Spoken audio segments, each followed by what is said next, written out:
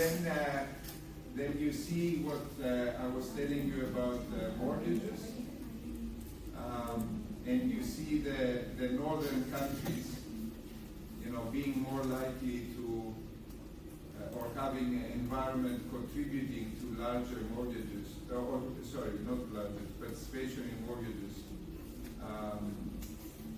as we saw in the raw data, despite characteristics that are pointing in the opposite direction, in the direction of the US. And you see other countries where both coefficient and covariate effects are pushing in the direction of the US, and that includes the Southern European countries as well. So the US households are significantly more likely to be having mortgages on the place they live in for both reasons, coefficient and covariate. Okay. And then, I talked a little bit about, possible links to observable indicators. Again, they are kind of detailed. If you're interested, you can look through them. You can rationalize, some of the results by looking at indicators. They look reasonable. They don't look wild. But as I said, it is a black box.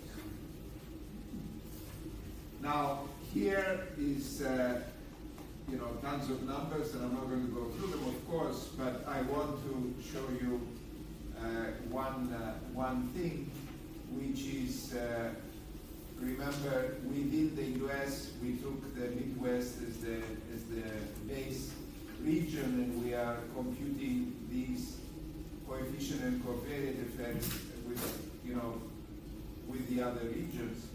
And here within Europe, we took Germany as the base country and computing the coefficient covariate effects with respect to the other countries. So what you see here is that basically you get coefficient effects that are significant even within the US, but they are tiny compared to the coefficient effects that you get within Europe. Okay, so it's not that the economic environment in the US is so 1,000%, 100% homogeneous across the different regions. Even though many policies and institutions are common, but so you may have some cultural differences even within the US, or you may have different stages of financial development across different regions, but there is no comparison with the size of these effects that you're finding within Europe. And you see, for example, that the Netherlands is very similar to Germany, but even Austria is not, in fact. And you can go across, and this is the general impression, much more homogeneity within the US than within Europe. Is it all pension wealth? I told you pension wealth. I told you pension wealth is a big reason why we should avoid simple, simplistic comparisons across countries. But are all our results due to the fact that we don't have pension wealth? And here we did even more work. We just focused on retirees, where we can compute the pension wealth using survival tables, because we observe their pension, so we can compute the expected present value of their pension over the remaining lifetime based on statistical survival tables, and we are finding very similar results. Now, we go to the levels of asset holdings, and here you see a very similar decomposition, right? But here I don't have the probability of participation or the participation rate. What I have here is the level of say stock holdings in the at the 5th percentile of the distribution in the US, at the 5th percentile of the distribution of stockholders. So I'm looking at the distribution of stockholders, right? Not at the wealth distribution, the distribution of stockholders. So I have small stockholders and big, large stockholders in the US. And I'm asking, okay, how much does the person who is in the 5th percentile, 5th lowest percentile of the stockholding distribution in the US hold in stocks? How much does the person in the 10th percentile hold? Blah, blah, blah. And then for each of these percentiles, I go and find the corresponding amount in Austria, okay? So there is the difference in the 5th percentile, the difference in the 10th percentile, etc. So now let me look at the difference in the 5th percentile between small stockholders in the US and in Austria. Then I have to construct this counterfactual. So what is this? So I run a quantile regression for the 5th percentile in the US. Only one in the US, right? I get the coefficients from that for the US. So these are the beta US, the US coefficients. And I combine them with characteristics of Austrian function. So what am I, and I construct, the full distribution of these holdings, and I am looking at the 5th percentile of that distribution. That's the number here. And the same number is over there. So the differences here are covariant effects, and the differences here are coefficient effects. Okay, so 19 quantile regressions at every 5th percentile for each asset on base country US owners, the same regressors as before. For each percentile, you draw with replacement M sets of characteristics from comparison countries. So if you have if you have 2,000 members in the sample of the comparison country, you draw with replacement 2,000 people from that, holders. You rank their holdings. Okay. You estimate holdings if in the base country. Okay. So let me be more careful, more precise.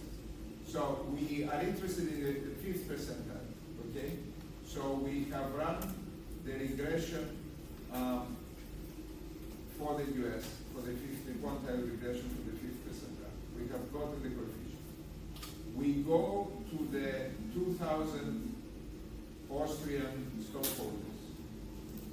We draw with replacement 2,000 X's from that. We come up with a sample of Austrian stockholders. We combine those X's with the betas that we have estimated for the US. Okay? We make this adjustment to thresholds for income and wealth quartiles that I told you that we put them in the right place in the US distribution. So we have computed these counterfactual holdings, right, of Austrians faced with conditions of the US that the 5th percentile of the stockholder distribution faces with those conditions. We compute the counterfactual holdings. We rank them. We go to the 5th percentile of these holdings, and this is what we compare with the 5th percentile of US holdings. Okay. So it's a little bit more complicated than before, because we want to be comparing 5th percentile to 5th percentile. So we have to do this ranking, and we have to pick the 5th percentile also from the bootstrap sample in Austria. And then we make and we get, the first time we do it, we get the point estimates of covariate and coefficient effects, and then we repeat it 200 times this bootstrap to get the 95% confidence. Okay, so here, what am I going to do? So here, what do you see in this type of graphs? I'm going to show you different pictures. So I'm going to show you pictures that depict different patterns. I'm not going to show you pictures that are identical, give you the same pattern. But just to give you an idea of possibilities that exist, when you're looking at the whole distribution, right? So what do you see here? The green line that you see, the green curve that you see, is the actual differences in holdings, US minus England. But here is the difference between the 5th percentile of stockholders in the US and the 5th percentile of stockholders in the UK. Then you go next to 10th percentile minus 10th percentile. We're just completing all the dots. Okay? So these are the raw differences from the data. We have taken the data on stock holding in the US, we have ranked them, so we have chopped them up. We know what the 5th percentile level is, 10, 15, etc.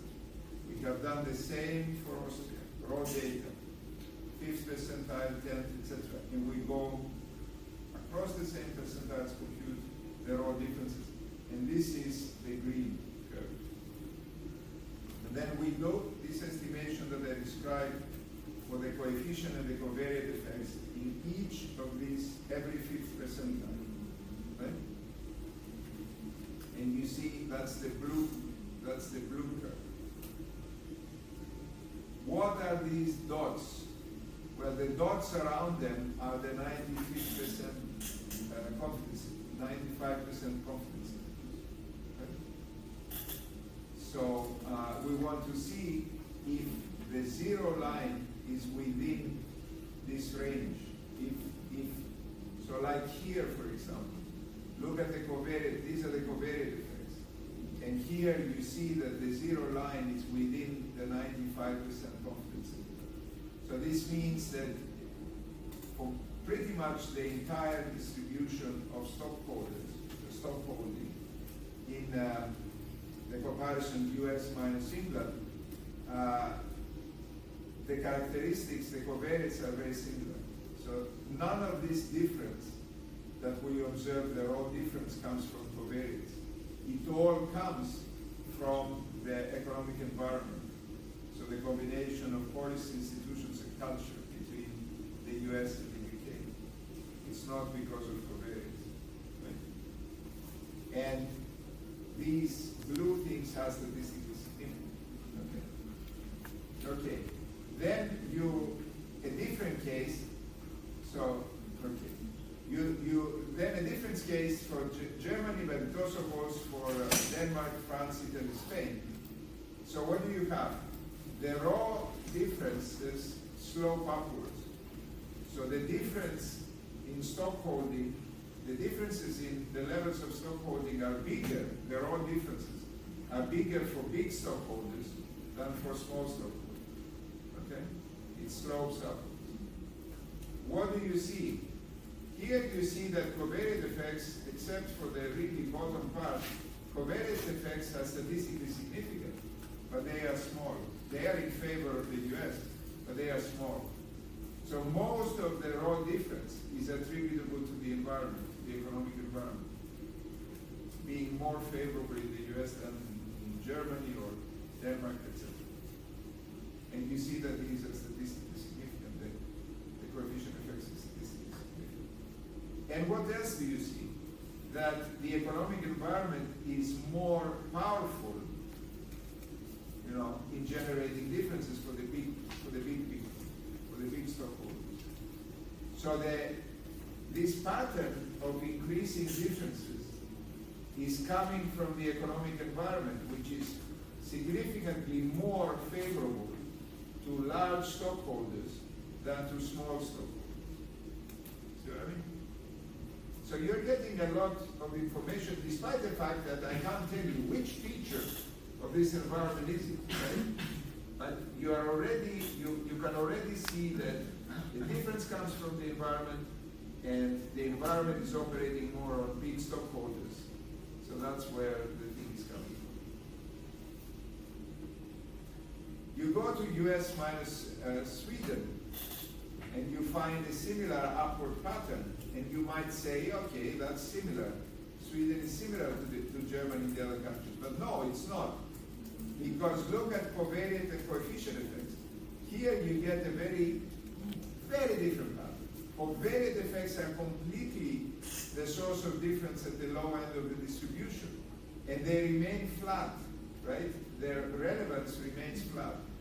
And you have coefficient effects that are insignificant at the bottom, and they gain importance. And by the time we get to the top stockholders, they are 50-50. The relevance is 50-50. So there's a lot of action, right? And maybe what's going on is, Sweden is encouraging everybody to participate in the stock market, and the US has a very friendly equity culture, right? I mean, really, people love to invest in stocks much more than in Europe. And it doesn't make a difference in small stockholders, because these are the people also in Sweden who are being encouraged by the system to participate in the stock market. So they are comparable, the conditions are comparable with small stockholders in the US. But of course, as you go to bigger and bigger stockholders, the relevance is split between characteristics and environment. You go to Switzerland, and you see that the coefficient effects are largely insignificant, and there are small positive covariant effects. So you see a flat difference, a raw difference smaller, and it's pretty much all about covariance, not about coefficients. Oops. Throughout the distribution. Then, you go to primary residence. Now, this is the amount that people invest in their primary residence, right? And it's internationally comparable. It's $2,000, right? PPP adjusted. So, I will show you that Europeans invest more in their house. What is this showing you? The US houses are much bigger than European houses. Okay? So if you want a big house, you move to the US, right? Don't move to Europe. Move to the US if you want a big house. And yet, Americans have bigger houses and they're paying less than us. I mean, that's the thing, right? In real terms. So what do you see here? US minus Germany, and also for these other countries. There are differences that, among the owners of the cheaper houses, as we're going to bigger, more expensive houses, Germans spend more than the Americans, right? Across the distribution. At the top, the very, very top, this thing, that's probably Hollywood. These people, the Americans dominate, they spend more, right? And then you say, okay, well, is this due to covariance? No, it's not due to covariance, because covariance are in the opposite direction, and they are pretty flat. They are statistically significant. They are pointing the direction of they're more conducive to home ownership in the US, and their influence is flat. But what it is actually, these coefficient effects that are even bigger than the raw difference, right? They are in the opposite direction. They favor German amounts, right? Spent in the house. It's not because of characteristics. They are so big that they overcome the role of characteristics in the opposite direction. So they are even bigger than the observed differences that we get from the raw data. Okay? And you may say, I told you that You know, Germans don't invest in their house, etc. But this is a selected sample, right? These are the German homeowners. These are the 50% of people who, 49% of all the Germans in the data who own a house, right? So they spend a lot on it. Whereas with Americans, it's, 87 what it was percent, 78%. So it's much more widely spread. Look at Italians. So Italians, they spend more on the house in most of the distribution, but again at the top not. And this has nothing to do with the characteristics of Italians. In fact, covariate effects point very much in the opposite direction. But it has everything to do with the prices, the culture, the institutions in Italy that are pushing people so much to spend more on the house. Right? Look at Greece, get a different picture. So Greece is a mixed story. Look at, actually, in terms of raw differences, it points in the opposite direction. So Americans spend more on their house than Greeks do, right? It's completely opposite. You would not have guessed where it's coming from. Clearly, it's not coming from characteristics. Characteristics are pushing in the US direction. But look at this over here. The coefficient effects for 3/4 of the distribution, the coefficient effects in Greece are conducive to more expensive houses in Greece. So the market conditions are conducive to investing more in the house in Greece for 2/3 of the distribution. And it's only at the top that this gets reversed. But you wouldn't have guessed just by looking at the actual values, because the actual values are all in the same direction. You wouldn't have guessed that there may be a policy, a cultural issue, pushing Greeks to invest more in the house in 2/3 of the distribution. You see Sweden, flat difference, and actually in favor of the US, and it's due to both. You see, okay, so here is my most beloved diagram. It's US minus Germany, but it's actually most European countries have the similar idea. So what is this? This is about mortgages. Mortgages outstanding in 2004. Remember when the financial crisis happened, 2007, 2009. So this is right before the financial crisis, okay? And it compares the size of US mortgages to the size of German mortgages for comparable characteristics of people, right? So it tells you how much the American mortgage market was allowing US mortgages to have in outstanding mortgages, right? Conditional on their characteristics, right? Right before the financial crisis.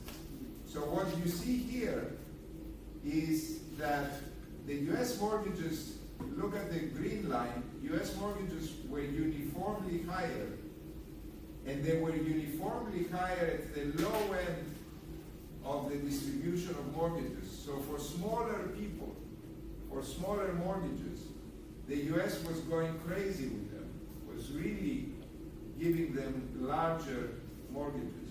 And then the difference disappears when we get to the Hollywood people, right? To the huge mortgages. But all of this difference has nothing to do with characteristics. So it's not that the US mortgage market was giving people bigger mortgages because their characteristics were justifying bigger mortgages. It's just that the market was giving them bigger mortgages, despite the fact that the characteristics were similar to the Europeans. So if I had put 2 and 2 together, if we had done this in 2004. We finished it in 2011 after the financial crisis. But this is the indicator of this is a huge indicator of the financial crisis, right? That the US market is giving these people, not based on their characteristics, is giving these people much bigger mortgages than the European market is giving, right?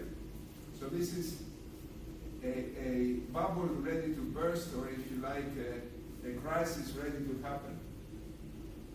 So I could have predicted the crisis if I had done it very early on, but I didn't. I didn't do it early on, and I'm not sure I would have zeroed in on this, but I should have. Okay, but that tells you about the crisis. Okay, so that's it with that.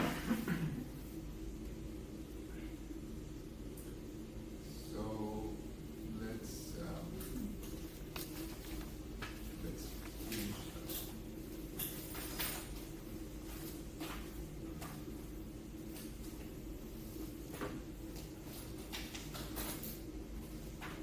Look at this. I've been having this problem with Adobe anyway. So let me share this. And now we can talk about cultural differences that you wanted. You wanted culture.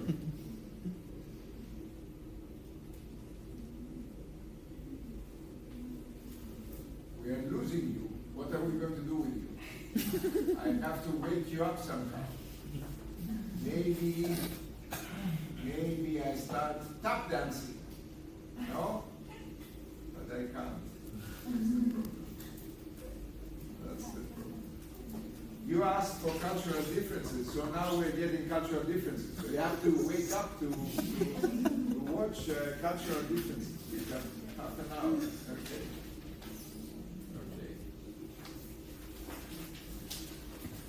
Okay, so you will see I have told you how we're going to do this in these decompositions among immigrants in the same country. But before that, before we get to that, let's try to understand where culture, what is culture, where could cultural differences coming from, etc. So culture has been defined in different ways across different papers.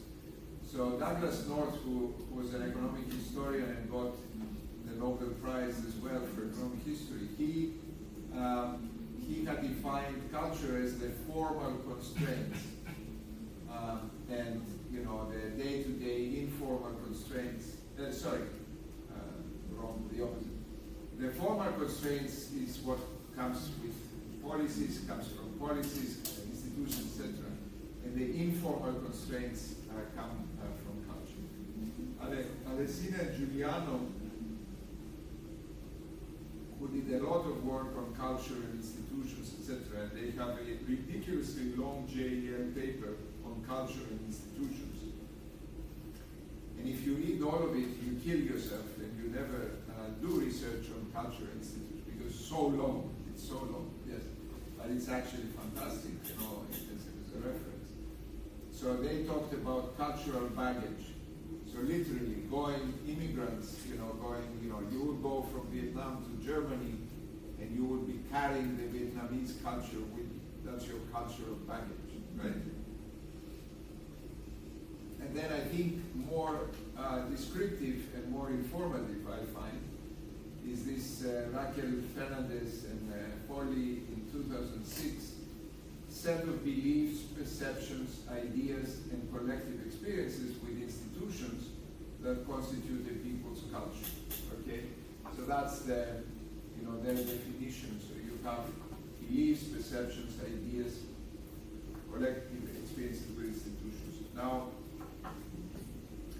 if you manage to read the Culture and Institutions paper in JEL, which, as I said, is very long, it is a little bit pessimistic because it says culture shapes institutions, right?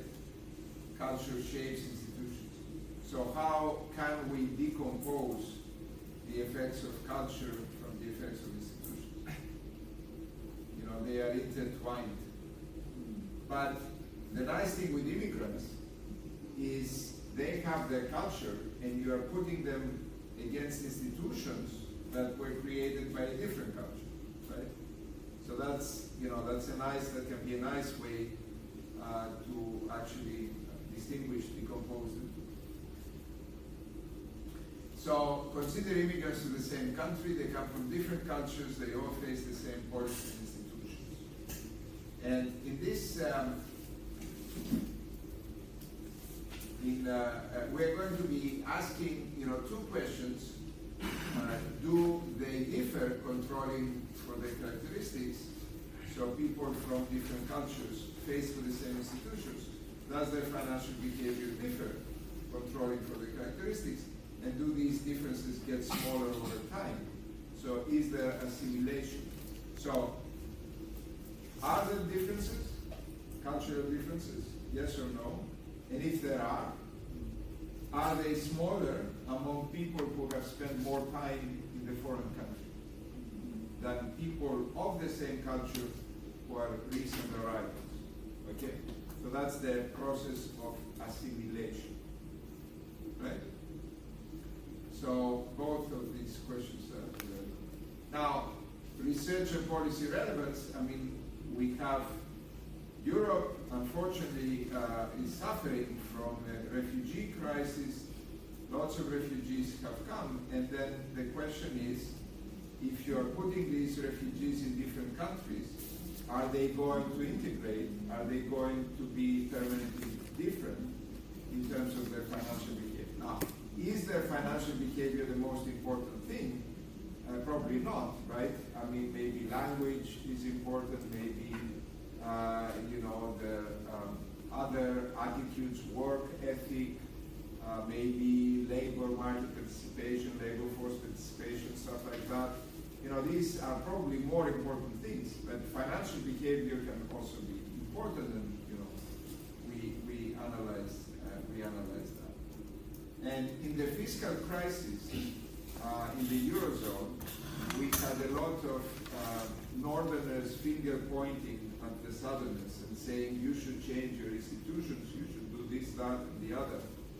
And they dictated, the lenders actually dictated changes in laws, in legislation, in labor market policies, in competition policies, in lots of institutions. So here and the question was, are the Southerners going to adapt to these institutions brought in by the Northerners, or are they going to perennially and forever be different, right? Not adjust. So again, the second question here is, if you're faced with institutions invented and formed in another culture, are you going to adapt to them the longer you are exposed to them? So even there was you know, a possible relevance. Okay. So let's see how we can think about effects of culture on anything, on any economic sort of outcome. And then I will tell you also, you know, I will start by focusing on financial outcomes, but I can generalize as well. So for a framework, there is a Journal of Economic Perspectives paper by Guiso, Sapienza, Zingales, who have done a lot of work on culture. And they propose a framework that I found actually useful in thinking about these things. First of all, you know, what is culture? Because you can be influenced by your peers every day, right? You come in here, you see, you know, this nice little, what is this? This nice little ball, and then you say, okay, that's a good idea, let me get one of those. And next day, everybody has one of those, etc. But that's not culture, right? That is, you know, a high frequency effect, right? Something that you learn from your colleagues, from your peers, and you adjust your behavior, you know, in a high frequency way.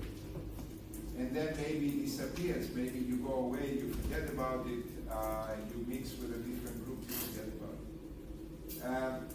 Culture is the slow-moving aspect of this, the slow-moving aspect of this. So there are things that you get from your environment, from your peers, from your parents, you know, from your relatives, from the others around you, but they don't change every day, right? They are things that are, you know, values and ideas and beliefs and preferences that are just instilled in you, and they are slow moving.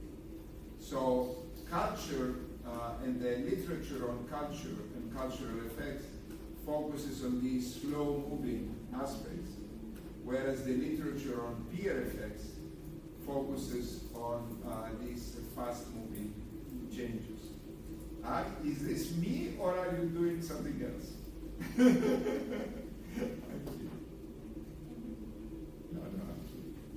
kidding. So slow moving versus fast high frequency change. Okay. So how do people proxy for culture? So the most frequent proxies that are used are ethnicity, so which country do you come from? And sometimes even if there are multicultural, multi-ethnicity countries like Singapore, like, you know, you have the Chinese, the Malaysians, and the Indians, then it would be the Chinese ethnic group in Singapore. So people could go as far as this, as deeply as this in distinguishing culture. So ethnicity is one thing that is normally used. The other thing that is less frequently used, but sometimes used, is religion, as capturing lots of, you know, a whole set of beliefs, attitudes, preferences, etc., that constitute culture, which are again slow moving. So there are papers using one or the other. I put blue here because in the example, you know, from my work that I will show you, we're using ethnicity. And now you have culture over here, and then you go to economic outcomes. So let's jump down here. What are the economic outcomes that can be influenced by culture? And, you know, for household finance, we could say asset participation, debt participation, national saving rates, but there could be also other topics, and I will tell you examples of other topics that have been analyzed. So we have culture proxied by religion or ethnicity. We go all the way to economic outcomes, and there's a number of papers, including ours actually, that do this. They go from here to the outcome, okay? Without examining the channel, right? What can be a channel, you know, which is brought out in this paper, in the Journal of Economic Perspectives paper, so that culture influences beliefs and preferences, right, of people. And what are examples of such beliefs and preferences that are relevant for household finance and have been analyzed? Trust, for example. Do you come from a culture that trusts others, or from a culture that is very, you know, hesitant to interact with others? So I see I was telling some of you, I see your kids coming to me, you know, visibly a foreigner, and they say hello, etc., right? I go, you know, you go to Germany and no kid ever said hello to me, right? And they don't realize that I'm not German immediately. I mean, maybe some do, but it's more like, you're not our parents, I'm not talking to you. You know what I mean? So that's very different, right? That's very, very different. So trust is an important thing. You know, you can find in papers trust matrices, and I had seen one in an international trade paper once. And it's a country-by-country matrix, right? And it reports what fraction of a country's population trust people of the other country. Okay? So for all countries, so you can do it. I mean, especially international trade. I mean, if you Google trust matrices, you can find things like that. So the one I had seen, for every culture, people trust their own culture more than others, right? Okay, so people, I think from Vietnam would trust the Vietnamese more than they would trust anybody else, right? And this is true of all the cultures. This was true of all the cultures. I don't know. But this was true of all the cultures of the Matrix, except for Italians. Italians trusted the Swedes more than they trusted Italians, right? And they are probably right, because the Swedes have very low corruption, very, very reliable people, and all of this. So, so trust is an important consideration. And we will see. I mean, I told you, I think I mentioned that it matters for stock market participation. Risk aversion, of course, how risk-taking people are. This tends to depend on culture as well. And you have lots of differences across countries in willingness to take risks. And then thriftiness. So how much you like to save is very much a cultural thing. So many years ago, there was this American household finance and pensions researcher, Michael Hurd. I mean, he's still around. He works in the Rand Corporation in California, and he's a researcher. And he was telling us that there was a survey in Japan. So the Japanese are very famous for very high saving rates. They save a lot. So there was this survey in Japan for what is your favorite pastime? What is your favorite activity to have fun, right? And 40% of the Japanese said saving. Saving, right, is my favorite activity. Americans would say consuming, right, for sure, because they go on weekends, they go to malls, shopping malls, and they spend whatever they earn in the week, they spend on the shopping malls. So the favorite pastime, one favorite pastime is shopping, consuming. But for Japanese was saving, right?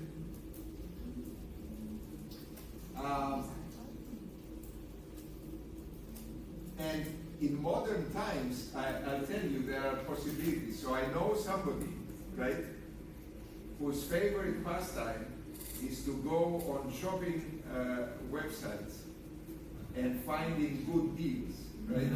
So they go to the store and they see how much a particular brand costs, and then they don't buy it, and they go on the shopping websites, how low can I get this price? And that's the fun part of it. It's even more fun than buying it, right? It's lowering the price. So I can now relate with Japanese a little bit more. Okay. Thriftiness then is another culture. And of course, culture leads to political and institutional outcomes. Political and institutional outcomes. Okay, so we have papers that go from religion or ethnicity directly to outcomes. We have papers that go from culture here to one of these. So how does culture influence trust? How does trust influence outcomes? How does culture influence risk aversion or thriftiness? How does thriftiness influence outcomes? So you can do different combinations. Ideally, you would want to do both, right, in a paper, but that's probably too much. But if you can do, it's even better because you explain the chapter. Now, what are outcomes that have been studied in financial behavior, in household finance? So there was early path-breaking work by Carol Rie and Rie in 1994, and they looked at saving behavior, individual saving behavior. So they looked at Canadians, right, of different origins, and they failed to find differences in saving patterns by region of origin. But they found that recent immigrants, independent of origin, save less than indigenous Canadians, and over time they converged. So they didn't find very strong results, but they did find some evidence of convergence and of assimilation, right? But that's because their data was not particularly good. It was not particularly great. But of course, you know, they should be granted or recognized, you know, the priority in you know, path-breaking work over here. Then there was some work by Guixo Sapienza Zingales on the national saving rate, and they found, they went across countries, and they found that the national saving rate is influenced by the proportion of people who think teaching thriftiness is important.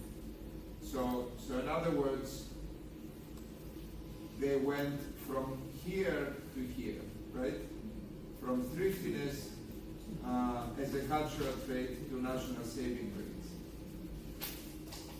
Now, here there is a problem, right? There may be reverse causality.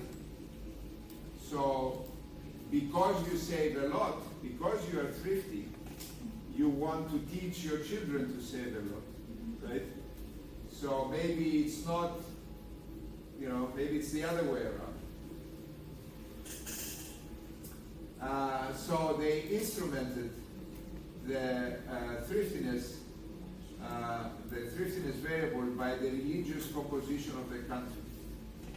Okay, so that would be the cultural composition. That religion here is the proxy for cultural composition of the country.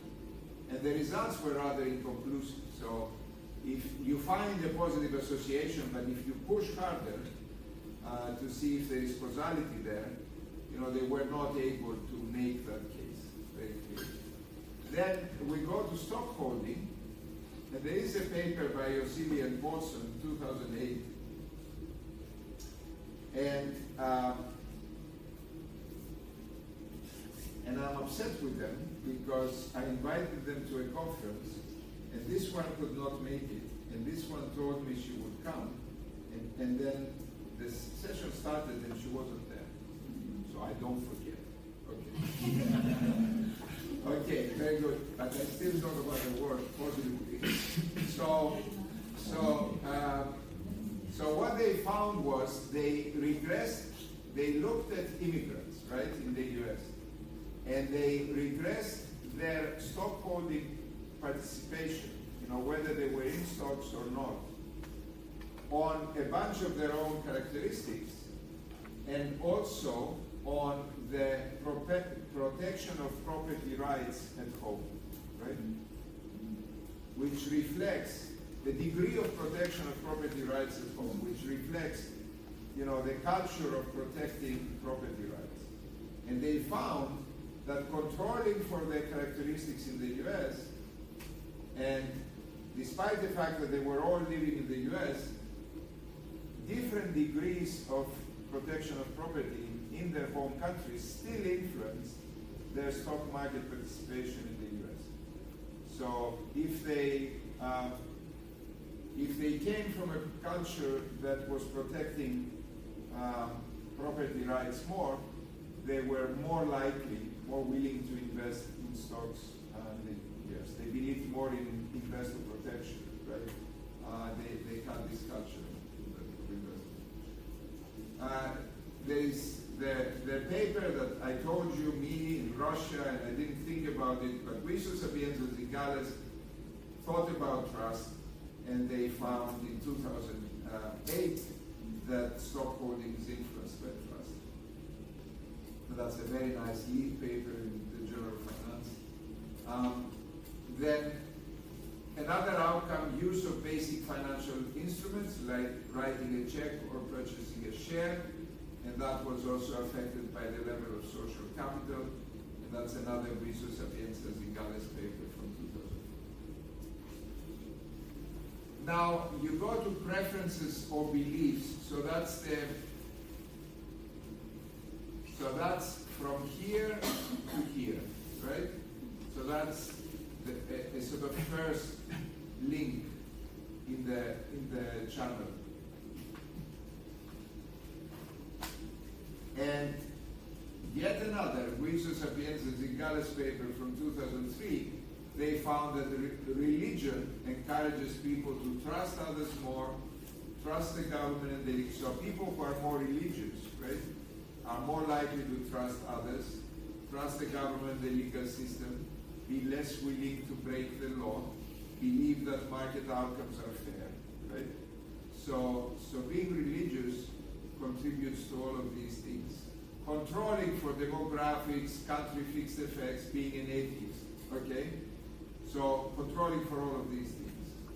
And then they got worried that maybe it could be reverse causality or unobserved heterogeneity, and they instrumented the religiosity variable or the religion variable with whether you are practicing today, which is not a very great instrument because you choose whether you're practicing today or not. But maybe a better instrument is whether these people were educated after opening up of church dialogue, which is likely to blur distinctions across different religions and to bring them closer together. So they found some evidence, in favor of this effect of religion on trust. And then in yet another paper, in this JEP paper, trust is influenced by ethnic origin in US data, and Alessina and Giuliano, trust, civic and political involvement are influenced by family ties, which are part of culture. So you see that there is evidence that relevant things at different levels, relevant things for household finance are influenced by culture. Now, other topics that people have looked at, other outcomes, work and fertility behavior of women. So Raquel Fernandez at NYU has done a lot of work on discrimination, gender issues, but also on immigrant data sets. And she actually focuses more on second generation immigrants, not the people who actually move, but the people who are born in the, or grow up in the foreign country. And she tries to find whether their labor force participation, especially for women, where the labor force participation of women, second generation immigrant women in the US, is influenced by labor force participation in the home country, the work ethic in the home country. And also fertility, how many kids you have. Is that influenced by the average fertility of women in your home country? So they looked at labor force participation in 1950, the country classes. Then you have economic development as an outcome. There's a very nice paper by Guido Tabellini in 2010 in the Journal of the European Economic Association. So he finds that he measures cultures by indicators of individual values and beliefs, such as respect for others, confidence in individual self-determination. He instruments those.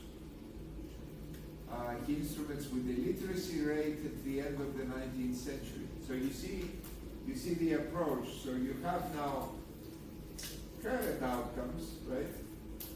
But current outcomes can be very endogenous to different things. Current indicators of culture can be endogenous to different things.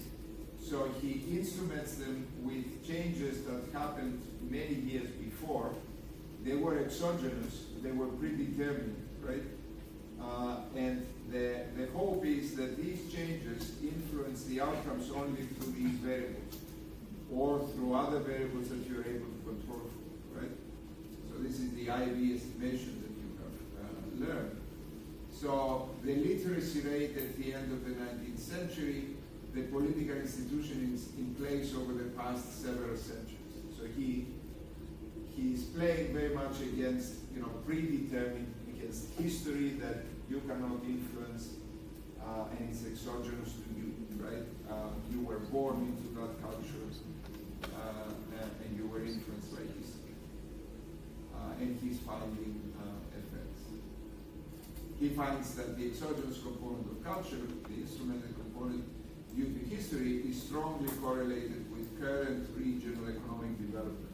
So areas that had high literacy rate in the 19th century, or where the political institutions were better, historically tend to have higher current economic development, higher rates of current economic development.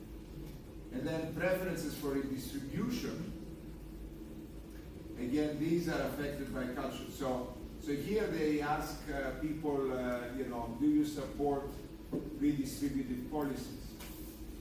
Or should everybody be on their own? And whatever they achieve, and we shouldn't try to tax the rich to give to the poor, we shouldn't redistribute, right? What do you believe? What do you prefer? What would you vote for? And they find also that these are affected by culture, and of course, through voting behavior, these outcomes these beliefs could influence regressive or progressive taxation, tax outcomes. So they influence which government gets elected based, in the political program, the tax innovations that this government wants to make. And unfortunately, this very last one, this is written by two Greek authors. That's very unfortunate. Tax morale. So what is tax morale? This is willingness to pay taxes, to pay your taxes, right? So what they find is that the average tax morale in the home country, the country of origin, influences one's tax morale in the host country. So you have the immigrants, right, arriving in Germany or in Sweden or whatever, and the Greek immigrants are less likely to be paying their taxes in Germany or Sweden, because in Greece people are less likely to be paying taxes than what they are in Sweden or in Germany or in other the Netherlands or other Scandinavian countries, etc. So controlling for their characteristics in the country. Given the fact that they are facing the particular tax incentives, whatever, in the country, and tax policies in the country, they are still being influenced by the behavior and the tax culture in the home country. And this is demoralizing because, one of the arguments for tax evasion, if you want to rationalize tax evasion, one of the arguments is, I am in a country where governments misuse public funds. So I am not going to give them my money when they are not building roads and bridges, but they are pocketing the money and using it somewhere else.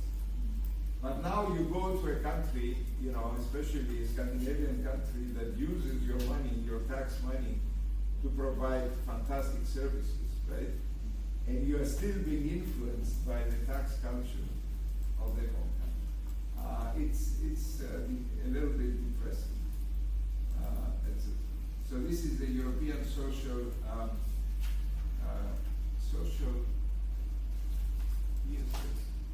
This is European social science. I believe it's European social values. Okay. So we do have 5 minutes, but I don't want to get started, because what I'm doing now is I want to show you 4 methods to analyze these cultural effects. and I don't want to break it into two, and I know you're all dying to go home, we might as well go home. And I don't tell Professor Chaim he cuts my pay. Stop recording.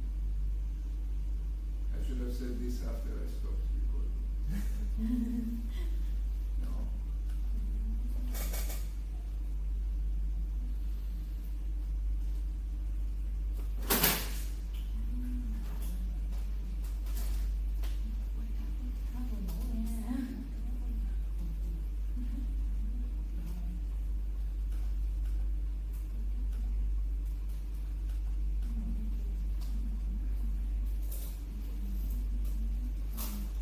So, shall we do the homework, the first homework on Monday? You want to do this?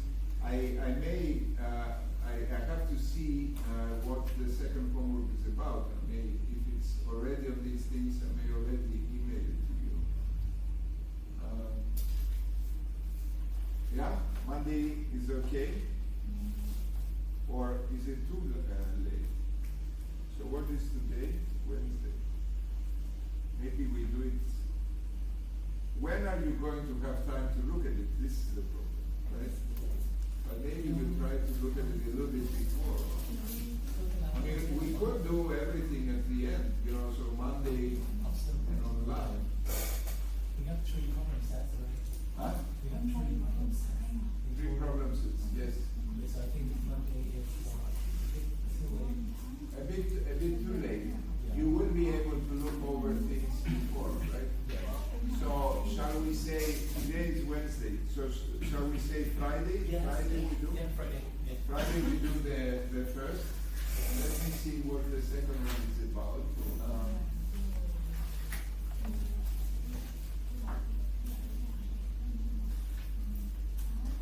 Yeah. We still need to do an extra thing for the second problem set, so I'm not going to email it to you yet. But probably after, probably after tomorrow, and then we can discuss it on Monday. Huh? Monday is here, yes. Monday is here as well, right? And then that night I fly to Frankfurt.